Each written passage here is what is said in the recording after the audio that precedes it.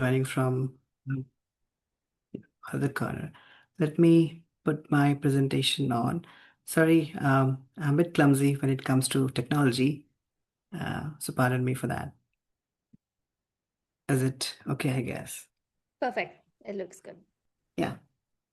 So, so myself, Vikas, as we already have introduced by Ashita to you. So without delaying, let's start. First of all, thank you for joining this crucial discussion. And I would like to begin with a simple yet urgent truth, the climate crisis, which is now the greatest health challenge of our time at least. So every heat wave, every flood, every wildfire we experience is fundamentally a health event. And if you'll see, this crisis affects everything from bodies, minds, healthcare facilities, be it our OPD services, IPD services, emergency, and labs. So the entire community is getting affected. And we must remember that in every policy decision matters. And why I'm mentioning about policy decision, because we're already in the middle of COP30 going on in Brazil, and every fraction of degree, rise in degree matters to us. So in the beginning, I like to start with something very positive, which is in front of you, which I have taken from this COP30 thing. So if anyone asks you, is this Paris Agreement, which happened in 2016, is working or not? So the Paris Agreement is working. It's visible in front of you. So this graph released by the UNFCCC on day one of COP30 shows just by how much, without the Paris Agreement, we would be looking at an increase of emission between 20 and 48% by 2035 if you compare with 2019.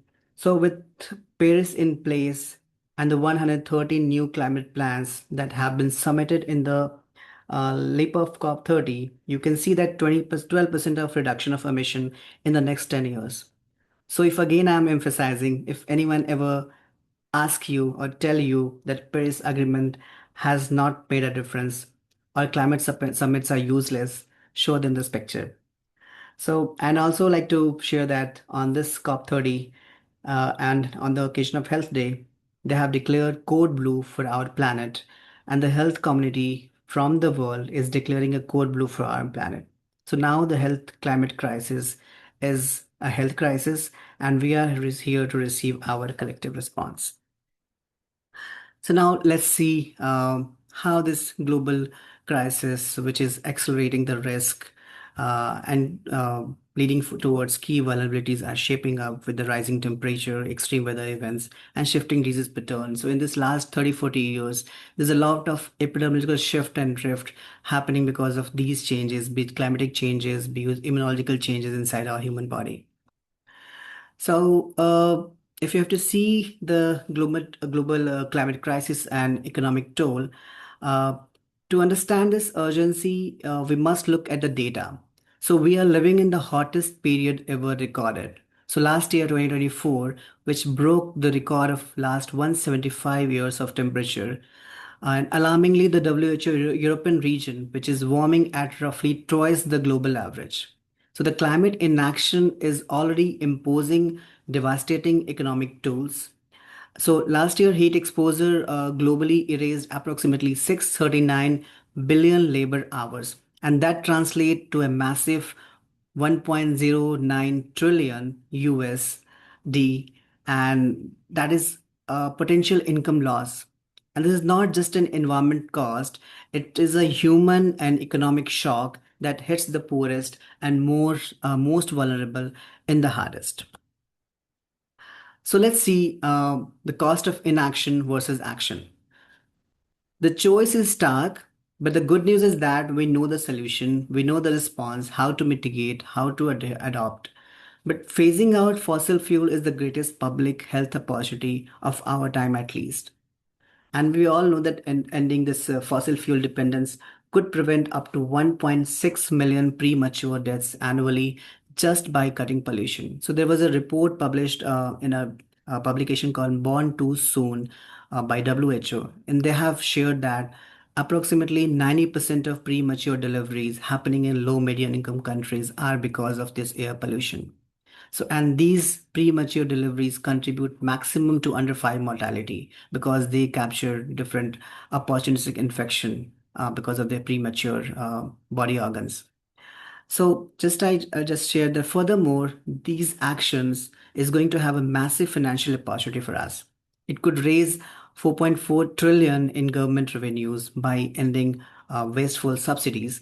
And this is how we break cycles of inequality by redirecting funds towards clean energy, hospitals for services, and schools that serves everyone. If we have to understand the primary climate related or linked health hazards, let's take a glimpse of it. The climate change drives morbidity through heat, pollution, and extreme weather. So, heat related mortality in Europe has surged, as I mentioned, by 33% over the past 2 decades. Simultaneously, air pollution still kills a half million people in the WHO European region every year. Why I'm emphasizing on Europe? Because I still feel like the most of climatic decisions are happening because if there is an urgency in Europe, then it will drive more. Asian or Southeastern countries are still not yet been considered because they are growing or they are not been taken in decision making process. Globally, one in five deaths is connected to fossil fuel pollution. So when extreme weather hits, it precipitates cardiovascular events we all know like heart attacks and strokes. And due to this intense stroke and interrupted medical care, these conditions are primarily have an incidence or a prevalence.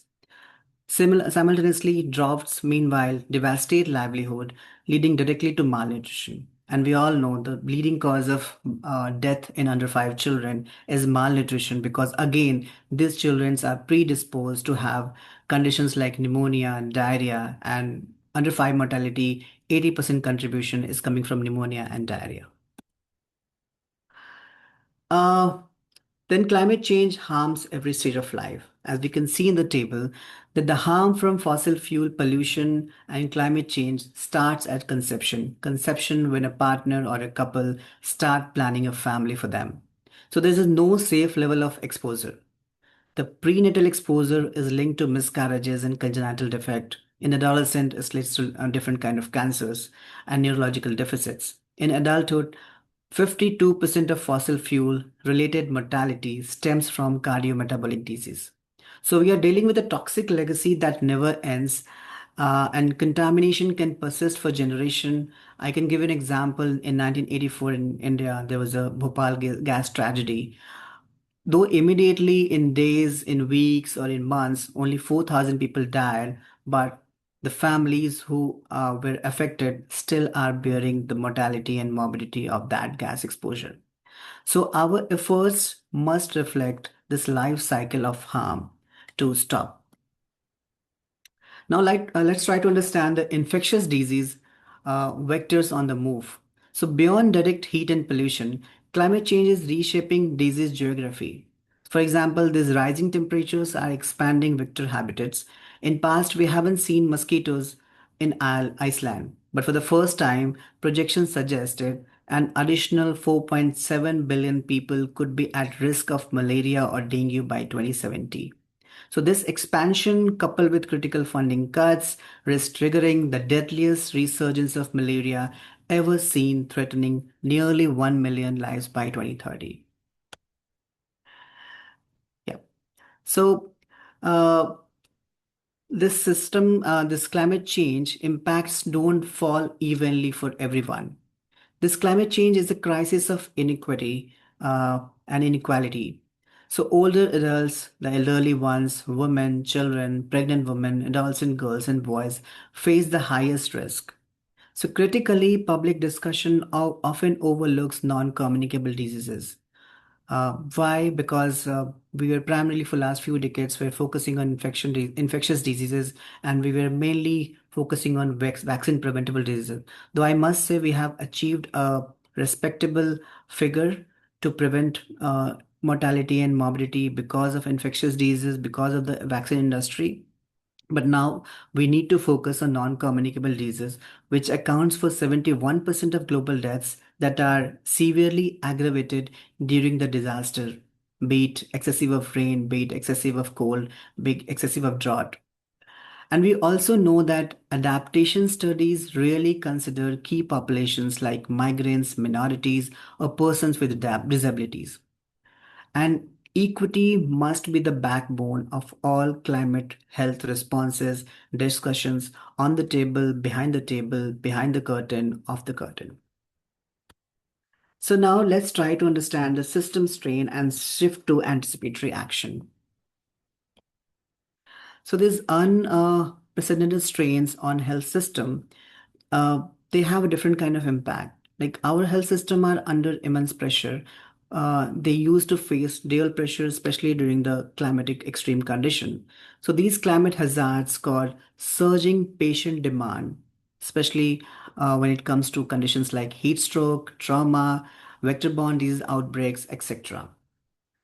While climate-induced energy and water disruption reduce our capacity to deliver essential care, and this is compounded by severe funding gaps. For example, I mentioned about the malaria alone, which malaria alone, only $4 billion was mobilized against a need of 8.3 billion in year 2023. So we must become radically more efficient when brings to an anticipatory action. So, I like to introduce or give a brief information about the anticipatory action, which has been recommended by all global forums which are working in the domain of climate and health. So, anticipatory action is basically a paradigm shift. It means basically providing assistance before the onset of a disaster triggered by a forecast or warming. The goal is to prevent or mitigate acute humanitarian impacts before they fully unfold. And this requires pre-arranged funds and plans. And these pre-arranged funds and plans that can be deployed automatically when there is an early warning signal surge. Now let's try to understand the typology of this anticipatory action framework for health. So we generally utilize two complementary models. The first is hazard-driven anticipatory action, which use meteorological forecasts like temperature thresholds for heat waves, and second is disease-driven anticipatory action. And these disease-driven anticipatory action use epidemiological models uh, like cases threshold of cholera outbreak. And the most powerful system we can call when these both frameworks are interconnected. But historically, it's not happening. So why it's not happening? Because there's a lack of coordination between different ministries in the same country. Transportation don't talk to health. Health don't talk to disaster. Disaster don't talk to technology. So this reduce the effectiveness of these kind of framework. So it's always better that hazard-driven anticipatory action and disease-driven anticipatory action should be. Am I audible? I mean, is it okay? Yeah, you're audible. And slides are moving? Yes, perfectly. Thank you so much. I feel like slides are not moving. All good. Okay, thank you so much. Okay, let's talk about the practical strategies for this adaptation and resilience. So we have different strategies. We'll talk about these strategies one by one, and each strategies address a critical gap in the current preparedness framework. The first strategy is yeah, yeah, sorry. The first strategy is about enhancing forecasting and intelligence. So success start with data. As we all know, the whole world has been driven by data these days. So we need massive investment in climate informed surveillance and AI enhanced prediction models. A breakthrough approach, nowadays we are calling it epimodulation, which integrates epidemiological understanding like immunology dynamics into forecast. And this epimodulation has increased model accuracy by up to 55%, especially during the epidemic breaks. Um, for example, when there is a surge of influenza and when there was a COVID-19 pandemic, this epimodulation model works best. So government now need to stabilize clear mandates for these models and defining who runs them and how results are shared. Then we have a second strategy called targeted response, be it for heat waves or be it for floods. So every warning is insufficient. It must be integrated into comprehensive heat action plan. And I mean, in India, the first heat action plan was prepared for the state of Gujarat, and still it's a model heat action plan, which has been taken as a reference document for other states and other cities also, which was supported by IIM Ahmedabad. So any effective anticipatory action include establishing cooling center. I'm talking about heat action plans. So these include establishing a cooling center, pre-positioning hydration, and deploying mobile medical teams. So, and if you'll see in context of flood, we must implement multi-agency evacuation plan, distribute um, basic preventive medicines like ORS. I'm not calling it medicine; it's like a commodity, oral rehydration solution to prevent diarrhea, and scale of water safety intervention like providing purification tablets. Then the strategy three is about targeted response for infectious diseases. For waterborne diseases like cholera, we employ terminology called case area targeted intervention. In short form, we call it CATI. So this CATI thing for efficiency, which where we combine oral vaccination, soap distribution, water chlorination, etc.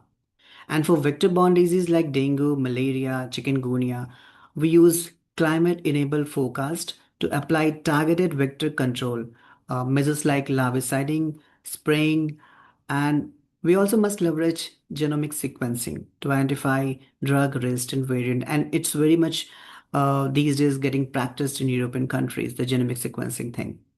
And these things allow for agile national response, especially crucial for managing malaria, dengue, chikungunya, which are primarily vector-borne diseases, and that can be predicted easily by capturing climate data like humidity, temperature, rainfall, etc. Then comes the strategy four, integration of non-communicable diseases and nutrition in disaster response. So, given the high burden of non-communicable diseases, I explained to you earlier also that 70% of global mortality is right now happening because of NCDs. So, the surveillance team, which works at the time of disaster, must be capacitated enough to simultaneously check for non-communicable risk. Basic example, they should know how to check blood pressure or how to measure blood pressure. They should have enough equipment and logistics to screen blood sugar in the community which is affected by flooding or any kind of extreme weather events. So during relief operations, these infectious disease surge is going to happen. It's very much fixed or it's very much like evidence based. So crucially, relief efforts must distribute balanced heart protective diet. For example, if you are distributing packed food for the community which is affected by flood, that should have reduced content of salt and that should have reduced content of sugar to avoid aggravation of cardiovascular risk from hypertension or from diabetes.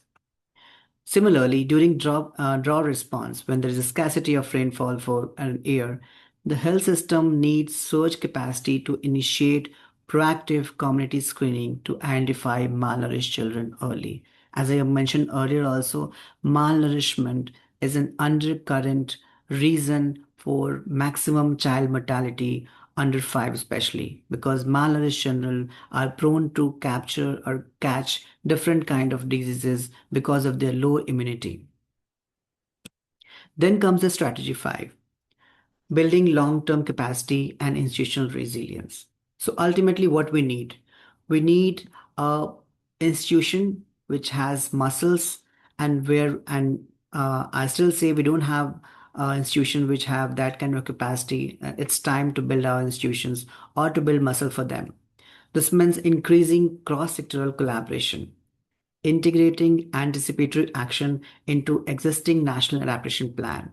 And I'm sure every country these days have their national adaptation plan in context of climate. Even in South Asian countries like Nepal, Bangladesh, Bhutan, Sri Lanka have their own national adaptation plan.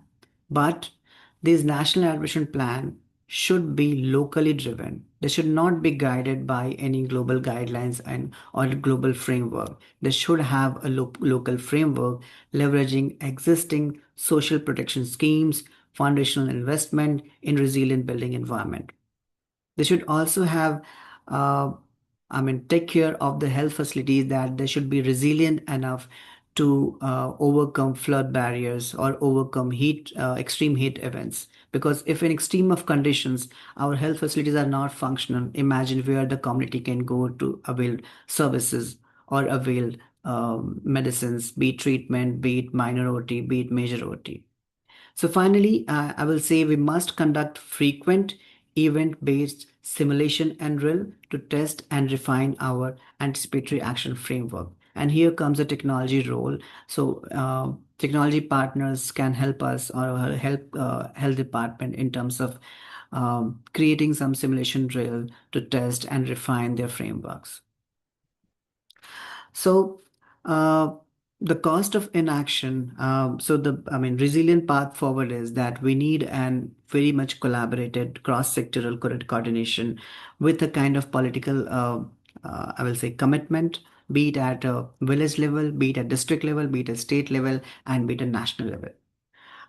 We also recommend these days that every village action plan should have a climate component because village and in countries like India, village is the lowest unit of administration. And if the lowest unit of administration can understand the importance of planning against climate hazards, then the national action plan will be very strong or enough strong to tackle any kind of natural calamity. I like to show you this slide, and this slide speaks a lot.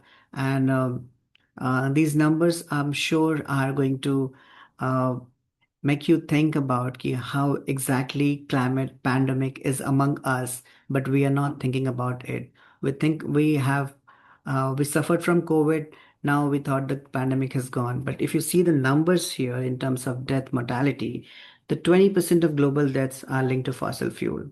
So one in five death globally is connected to fossil fuel pollution. So which is a preventable one, but we are not preventing it. So in India alone, if you'll see 2.5 million deaths are annually happening because of fossil fuel pollution, and 30% of all deaths in this country from age 14 above are because of fossil fuels. Then if you'll see annual deaths from fossil fuel air pollution, it's 8 million every year. In alone United States, 350,000 premature deaths are attributed to fossil fuel. And then deaths because of ambient air pollution is 5.13 million. And this death is again every year. So if you'll see China, 3.9 million deaths annually is happening from fossil fuel related air pollution.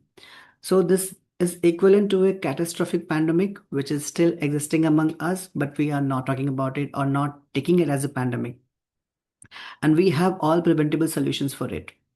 So, unlike natural disaster, we have the technology and knowledge to end this crisis, but I think there is a lack of will, not only at the political level, at individual level, or at a community level also. Now, I will talk about this as we see the number of deaths, but this deaths are not equitable. There's a inequality in deaths also. We call it inequality crisis. So, who bears the burden of this inequality? So the death toll is not randomly distributed, I must say. The communities which have been marginalized, the people who are indigenous from the low socioeconomic strata bear the heaviest burden. There's a new terminology called sacrifice zone. So these marginalized or vulnerable communities are being trapped in sacrifice zone. So systemic racism, again, there's a very strong word. Systemic racism plays a direct role predominantly for race like Black or Hispanic communities. Why? Because these communities face disproportionately higher uh, rate of diseases like asthma because they are predominantly involved in those kind of occupations which leads to these kind of health condition, be it asthma, be it chronic obstructive pulmonary disease, be it leukemia, be it any kind of eye mobility condition, because of working in this hazardous mining situations or mining conditions lead to this kind of health conditions. So environmental injustice is a public health crisis, and which is not a normal thing. We often ignore it. So, from a public health perspective, we need to work on this environmental injustice, especially for the marginalized population who are suffering this public health crisis of climate health. This slide is not a public health slide, but I think it should be in front of us how the 7 trillion betrayal is leading this public health crisis for all of us. I will say there's a moral failure, which is very much clear from the slide. I like to give an example of year 2023 when the world spent 7 trillion subsidized fossil fuel. To put that in perspective, this is twice as much as global spending on healthcare. And we are literally choosing pollution over people's health and well-being. A very small country like Ecuador, where fossil fuel subsidy bill uh, equaled its entire health budget plus 70% of education spending. So imagine your education, your health has never been considered in front of our fossil fuel subsidies. So it's a very high time now that which we, our country level, we need to work on advocacy policy platform to minimize or stop subsidizing sickness instead of health. Now come to a National Health Adaptation Plan. This is very important, and I think every country is working on it nowadays. So the I will talk about it in details. And these National Health Adaptation Plan basically provides us a framework to build our health capacity or health system to address upcoming or existing climate crisis, which is affecting both in terms of, I will say, disease surge, both in terms of workforce exhaustion, both in terms of supply chain disruption, both in terms of logistical supply and demand.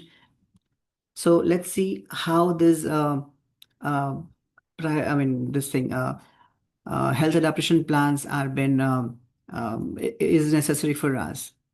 So the path of systemic resilience lies in strong planning framework like Health National Adaptation Plan. In short, we call it HNAP. And these are designed to ensure health system don't just survive climate impact, but actively protect vulnerable population. And they focus on reducing health vulnerabilities and strengthening system resilience. If you'll see what are the principles and approaches of health national action plan. So health action plans must be country driven again and should be owned by your own Ministry of Health, and it should be decentralized one. The health national action plan should not be just a top down approach, it should be bottom up approach, because in country also if you'll see there are different communities, they have different needs, there are different geographies, they have the different set of climatic conditions. So it should not just be top down approach, it should be bottom up approach, where the village, where the district, where the state have their own inputs over it, and then we can create a national health action plan. And this must be evidence based fast. So that's why it's very much required that academia should involve themselves in research, especially in the context of climate and health. And to have a best evidence based health action plan, we should have a best available data, which is critically in most of countries, especially LMICs or Southeast Asian countries, we are not capturing it. Though European countries are very much sufficient in this domain and they have all data from precipitation to moisture to humidity, everything they have. And HNAP is not just a health thing, it should be intersectoral, engaging every ministry, civil societies, and communities in integration of this planning. And intersectoral means Even aviation industry has a lot of data of weather, but that has not been shared with health. So how health can use that data which is with aviation? Even the road industry, I mean transportation industry, they too have data, but this has not been. They don't. I mean, again, I'm telling the same thing that health and departments like aviation, departments like transportation, departments like civil engineering don't talk to each other. So they need to talk to each other. They should have a joint collaborative workshops so that an effective HNAP can be drafted. So if we have to prioritize some health, I'll say adaptations in what we have to need to prioritize in adaptation strategy, they should have primarily six pillars. The six pillars means the first pillar should be climate informed surveillance. So integration of climate data into health action data is very much required to strengthen our existing health system. We call it health system strengthening. And this is very much required up to primary level. What is happening in most of countries, this climate informed surveillance is been disseminated up to tertiary level, but that is not required only. We need to disseminate this data up to primary level, and not only, I mean, all three levels, I will say primary, secondary, and tertiary. We also need to contextualize this because at the grassroots level, the I mean health frontline workers who need to adopt it and take response over it need to understand that. So we need to contextualize this climate information data in their language based on their understanding. Then the second is resilient infrastructure. Facilities should withstand extreme weather condition, be it flood, extreme of heats, or drought. So here is the role of our architecture, our civil engineers. So health need to work with the engineering department, especially the building department. Then mainstream of risk reduction, especially in context of wash and nutrition program. Then comes the emergency preparedness.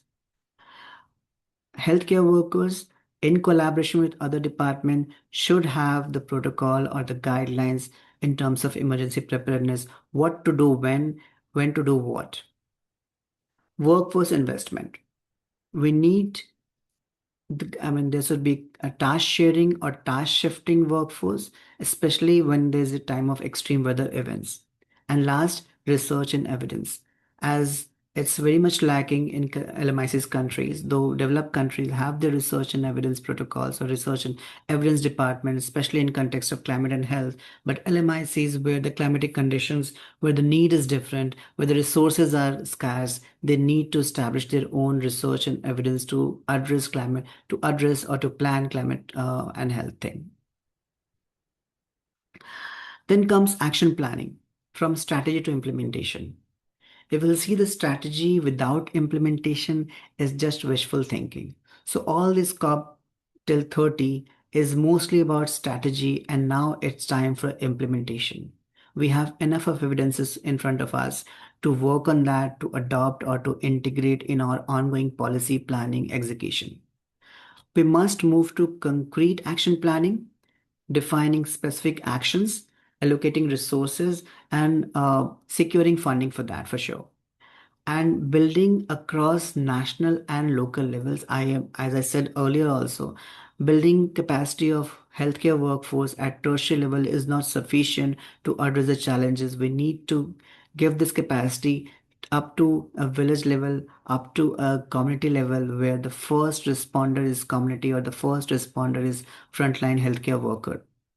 So successful implementation requires sustained political commitment and continuous monitoring. For again, we need technology. Without technology, we cannot have a continuous monitoring, and we will not able to capture the set of data required. So before reaching to this blame thing, COP30, which I'm coming back to you, that in summary, this anticipatory action is very much critical tool to help health systems scale up at times of highest risk. So this leveraging revolutionary advance in forecasting, which we have achieved, so it's now to integrate. The success of anticipatory action and health national adaptation plan framework requires strong foundational public health investments. So, defined mandates for action and sustained political commitments is very much required, which we can see this time in COP30 happening. Though few countries are not, I mean, even the developed countries, I don't want to take name of them, are not that supportive this time. But it's time for every developed country and every developing country to have the same kind of political commitment to tackle this climate health crisis. Proactive protection is should not only for human, but also more cost effective and reactive emergency response for the uh, new slogan of One Health, or the new approach of One Health, I will see, where humans are not only to be considered, because human health is very much dependent on the complete ecology, be it animal health or be it plant health. So I think it's now time to be univocal that this climate crisis is very much a public health emergency. And every ton of carbon emitted, every fossil fuel subsidy approved, and every delay is in adaptation planning translates directly into human suffering. So the science is clear in front of us, in front of all of, I mean, in front of us, in individual level, or at a politicians level, or at a researcher level. We need to accelerate the impact of this research, scientific evidences, and we need to adopt the existing solutions in our planning and prosecutions. What we lack is not knowledge for technology. I mean, it's not, I mean, say, universal, but technology sometimes is not able to integrate it the way it should be. So it's very much required that the knowledge of technology should integrate it into our health adaptation plan now in our climate health crisis situations. So what in front of you is Belém Health Action Plan, and you will ask me what is this Belém Health Action Plan? So this Belém Health Action Plan was released on 13th of this month. So as we all know that global momentum is on our side, especially I'm talking about the health side. Uh, why I'm telling it that on this COP30 thing, the health finally took center stage. And this time, more than 80 countries endorsed this Belém Health Action Plan at COP30, supported by major philanthropy coalition. And they have committed 300 millions to accelerate climate health solution. So we now have the evidence, the tool, and the political support as is evident at COP30 right now. What we need is delivery, and this time, health system must lead climate adaptation. They are the first to feel the shock and they're the last to recover. So they should take the lead and they should have the all kind of support from every, I will say, sector, be it technology sector, be it planning sector, be it any other. So, as I told you that this at UNFCCC, there is a 3-year partnership backed by Wellcome Trust, and this marks a turning point where health is no longer a peripheral thing. Now it has become central to every climate negotiation on the table and off the table. So this Belém Health Action Plan, which was I said like on released on 13th of November this time, and already 18 countries and organizations have endorsed it. So this action plan gave us a roadmap for health sector adaptation. While a group of philanthropy already have committed a good coalition amount, and this framework uh, has a framework for adaptation from early warning system to cross-sector collaboration. And um, Brazil has also highlighted their Beat the Heat initiative, which is very much health centric. So, this Beat the Heat initiative is a national campaign for Brazil right now, which is going to bring this campaign, which they are going to bring this campaign to other cities also, and organizations are going to adopt it, as well as investors are going to invest to implement clean cooling solutions and campaign on protecting people from extreme heat. Uh, this Belém Health Action Plan technology is also considered as a climate health enabler.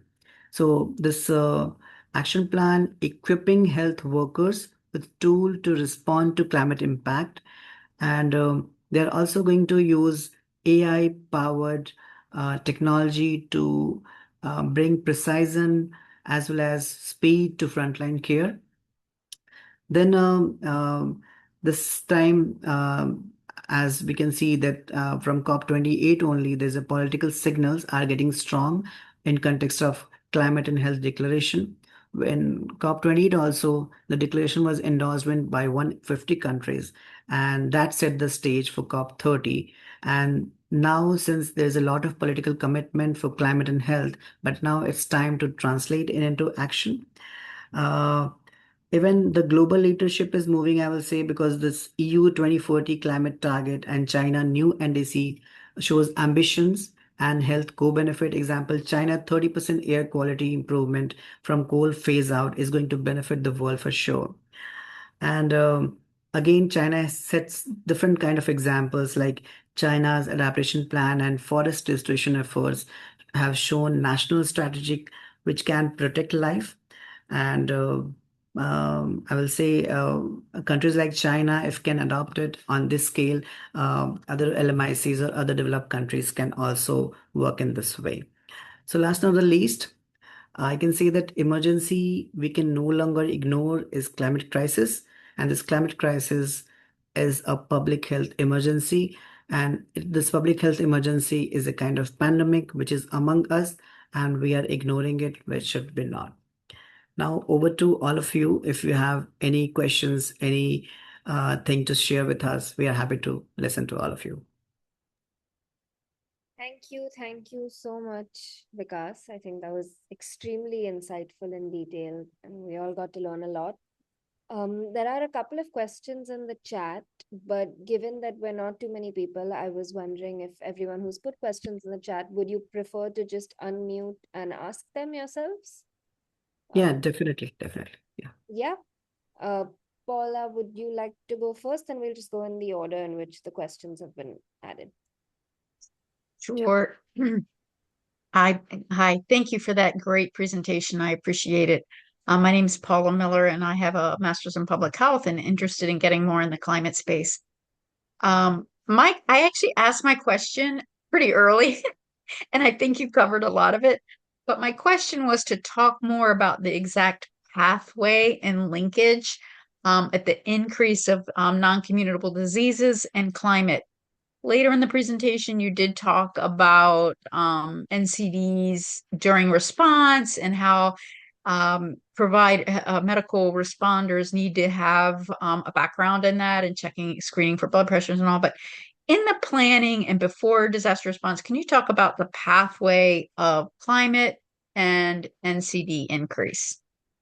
Over. Right, right. Oh, thank you, thank you. So in most of countries, NCDs is primarily affected by the increase of temperature, and that extreme increase of temperature is primarily because of the extreme increase of temperature. Certain months where the heat stroke is quite evident, and as we all know that heat stress primarily affect the physiology, and when physiology of your body get affected, the dynamics, especially the blood regulation. Uh, got affected, and that blood regulation affects primarily two, three systems: cardiovascular system, your urogenitory system, where the kidneys start functioning, where suddenly it got overload. So, because of this physiological changes inside our body, because of extreme of heat, these conditions of heat stroke, condition of blood pressure, condition of stroke, episodic kidney injury incidences, these are happening, and this is again leading to and NCDs. We don't just consider about this cardiovascular, mental health is also kind of NCD. So every mental health condition is now been under the umbrella of non-communicable diseases. Every skin condition which has an idiopathic origin, where there's no infection behind it, has been considered under non-communicable diseases. Every kind of neurological deficit which has no direct um, infective pathology or infective etiology, so it is connected to a non-communicable disease. So this way, non-communicable diseases are majorly has a major incidence if you correlate with climate change or climate health. And thanks, Paula, for raising this non-communicable thing. It's very much required now to think from to shift from infective to non-infective. because as I said, 71% of death is happening of non-communicable thing. Thank you. That was very helpful. Olivera, would you like to go next? Yeah, hi. So thank you for the nice presentation. I'm a data scientist and I'm not coming from the public health expertise, although I did work on one project related to public health. And I did see so we already have lots of data and we have people who are experts. So I feel like we have technology, but during COVID we saw so much of misinformation and like a really like things that are stuff that were dangerous, like telling people not to get vaccinated and stuff like this. So like I just wanted to ask you, what are your um opinions, or like do you have some ideas how can one fight that? Because I think we do have lots of experts and like we know, but I think maybe something in communication to the general public, do you think needs to be different? Yeah, I agree with you. So first of all, if I have to compare with COVID, in COVID there was over information. And if you talk about climate change, of course we have information, but if you talk about climate and health, we still are information deficit, not at the uh, at our level, I will say, at the bottom level. Bottom people still have no idea what they're doing and what they have to do to have adaptation strategy, mitigation strategy, or response strategy. So I think in climate and health domain, the community is still information deficit.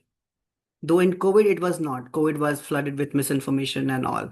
But I think we haven't achieved at that level where community is can be misguided.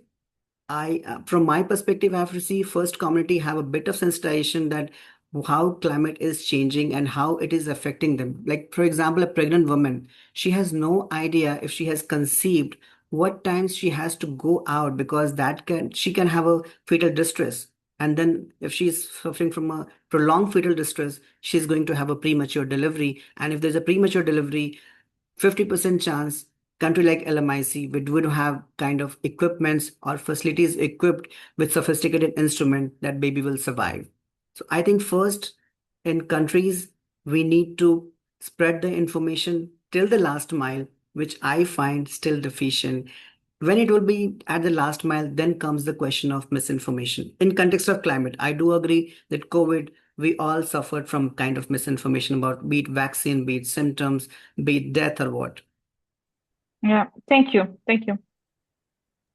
Thank you. Rahul, would you like to go next? Yeah. Hi, Vikas. Hi Rahul, how are you? I'm good. I'm good. So I was from Vikas lab group. Ah, Uh, and yeah, I feel bad that I didn't push this to the rest of the class. Maybe you should share the slides with the rest of the class.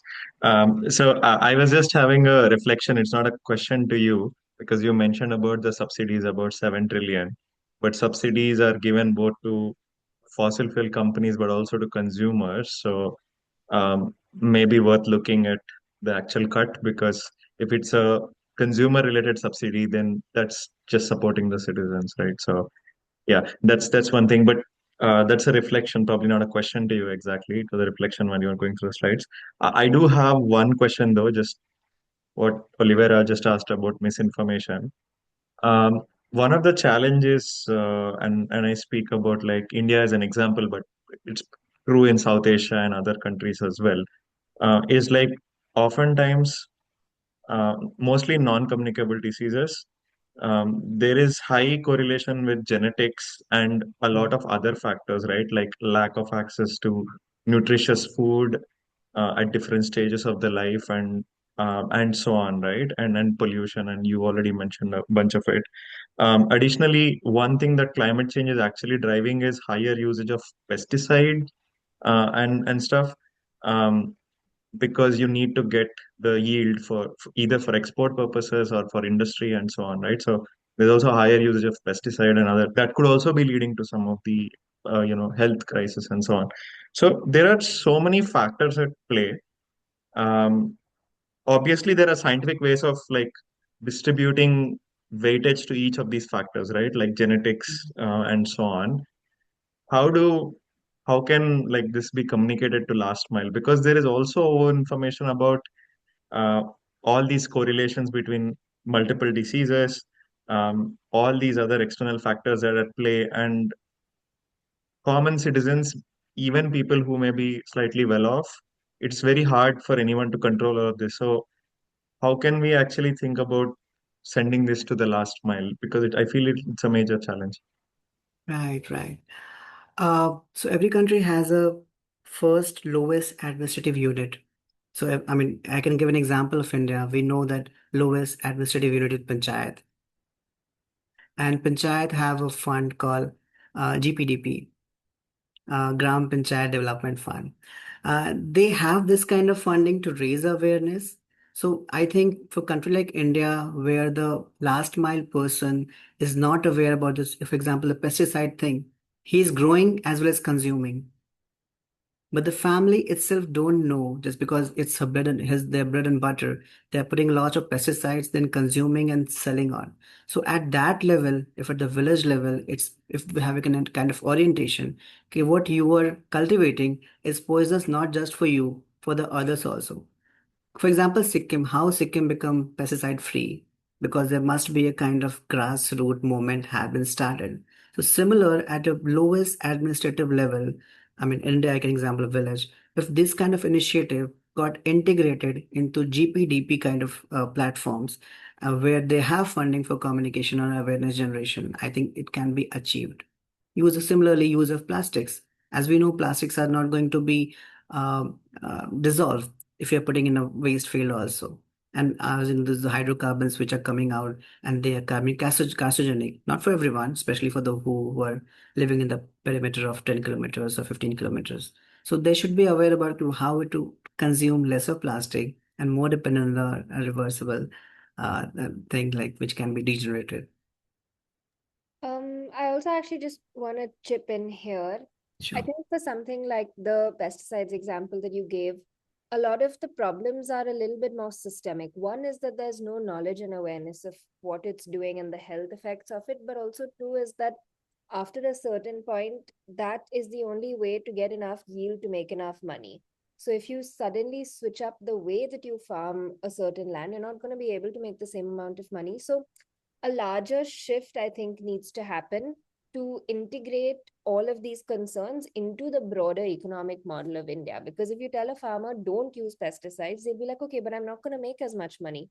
So, how are you going to help me deal with that? So, I think when we're also talking about these interventions, climate and health is already such a big like nexus. But if we bring all of these other things in, it helps to take like a holistic look at what different people's priorities are so that we can move the needle on a problem in multiple different ways instead of just saying, okay, let's only do health or only climate or only agri, because at the end of the day, I think they're all a little bit interlinked in livelihoods. So I just wanted to point out that like I think systemic change from even from policy support or from financial systems is effective in creating that change.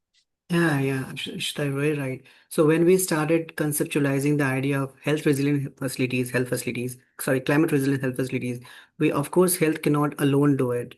We need all systemic departments from, in India, we call PWD, from sanitation department to civil engineering department. Everyone supposed to be integrated, then only we can build climate resilient health facilities, which I don't think even 10% we have achieved till now. Uh, so we still are working in that domain also, and we are looking for other departments like Rahul, who is from IT background, how we can take leverage of his expertise into it. Thank you. Trixie, and would you like to ask your question? Yes, and sorry I'm not on camera today. Thank you for this wonderful talk. I'm curious your perspective on what is the role of our large corporate medical systems in all areas, as well as what is the role of our medical education institutions? Yeah. So from long back, I will start from medical education. In medical education, there is I will say, section of environmental health, which was very basic and very primitive, I must say, because I'm a medical graduate and medical postgraduate. That needs to be relooked for sure. And this should be more practical and actionable, which still don't know. It's very much theoretical. You just have to know about three, four gases, what is the impact of those gases, but they are not yet been contextualized with the current changing environment and climate. So it's very much required that climate fraternity, especially from the research and background, they should come forward, revise the curriculum, make the medical fraternity equipped in pre-service education time only. Because when you are coming service delivery, you don't have time to think about again that those practical knowledges. So it's very much time that climate health should be integrated into pre-service education when both nursing fraternity, doctors fraternity, paramedics fraternity should have a basic idea or practical idea as well as actionable ideas to address the challenge of climate change. Coming to the second part, the corporate hospital.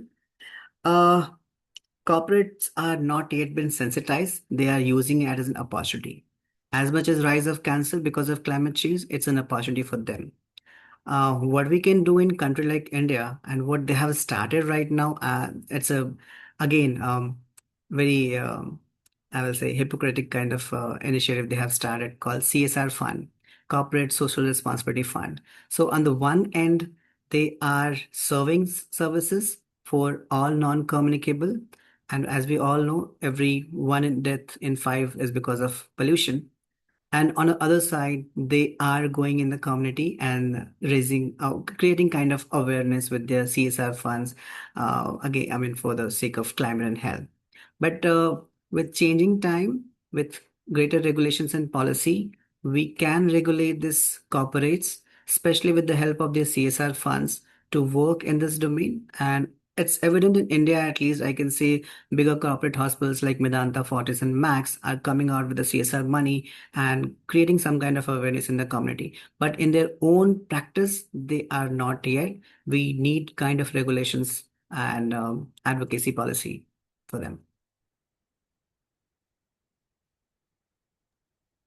Okay, wonderful. And we're exactly at time. So thank you so much, everyone, for joining and for asking all of these great questions. Thank you, Vikas, for being here and for taking the time out to talk us through this. Have a wonderful day, night, evening, wherever you are. Bye. Thank you, everyone. Thank you so much. Such a lovely audience and interactive audience. Thank you, Rahul. Thank Seeing you you. after a long Yeah. time. Yeah. Thank you.